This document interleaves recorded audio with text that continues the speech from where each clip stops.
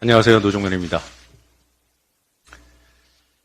김건희 여사 모녀가 도이치모터스 주식 거래로 23억 원의 수익을 거뒀다는 최근 뉴스타파의 보도는 법원에 제출된 검찰 의견서를 근거로 하고 있습니다. 이에 대해 한동훈 국민의힘 비대위원장은 문재인 정권 때 문건 아니냐는 말로 의미를 왜곡했습니다. 뉴스타파가 보도한 검찰의 의견서는 2022년 12월 작성됐습니다. 윤석열 정부의 검찰이 작성했고 한동훈 법무장관 재임 때입니다. 하지만 대부분 언론은 한동훈 위원장 발언을 보도하면서 시점의 오류를 지적하지 않았습니다.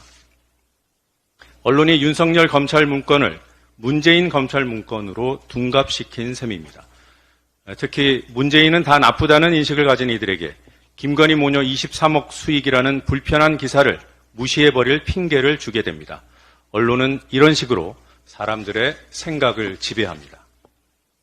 개인은 자신의 의지와 무관하게 언론에 노출됩니다. 포털에 나열된 제목들의 시선을 빼앗기고 식당 TV에 박힌 큼지막한 자막을 보지 않을 수 없는 환경에서 언론의 영향력은 어느 때보다 강력합니다.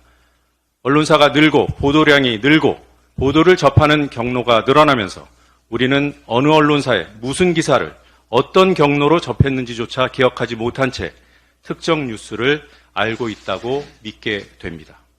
언론에 대한 불신과 언론의 영향력은 반비례해야 마땅하지만 현실은 그렇지 않습니다.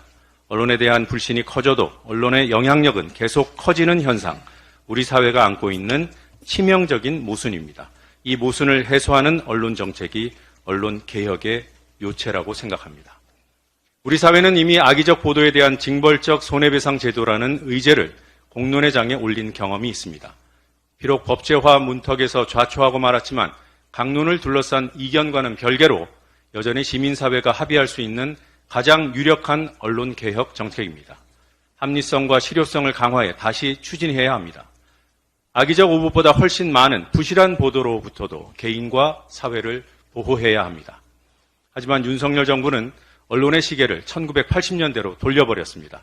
개혁은 고사하고 검찰과 방통위가 휘두르는 칼부터 피해야 하는 실정입니다. 그래서 지금은 원상회복이 언론개혁의 전부인 것처럼 보이는 게 사실입니다. 하지만 원상회복만을 위한 산발적인 싸움으로는 결코 언론개혁에 이를 수 없습니다. 방통위, 방심위, KBS, MBC, YTN, TBS, 뉴스타파와 같은 언론 탄압의 현장에서 획득할 수 있는 것은 원상회복입니다. 언론개혁은 원상개복, 회복, 그 이상이어야 합니다. 문재인 정부 때 언론은 마음에 들었습니까? 시민 편에선 언론 생태계 만들기, 재개는 언론개혁의 본질이 여기에 있습니다. 개혁과 혁신이 필요한 분야가 어디 언론뿐이겠습니까? 좌고우면하다가는 인구 감소, 지방 소멸, 기후위기 같은 본원적이면서 대책이 시급한 의제에서 손을 놓게 됩니다. 시대는 말이 아닌 정책으로 세상을 이롭게 하는 혁신가를 요구합니다. 언론인 노종면을 내려놓고 정치인 노종면으로 오늘 이 자리에 선 이유입니다. 언론인의 한계를 벗고 정치인으로 개혁과 혁신의 디딤돌이 되겠습니다. 이런 결심에 이르기까지 증오정치에 대한 우려를 자주 떠올렸습니다. 증오정치.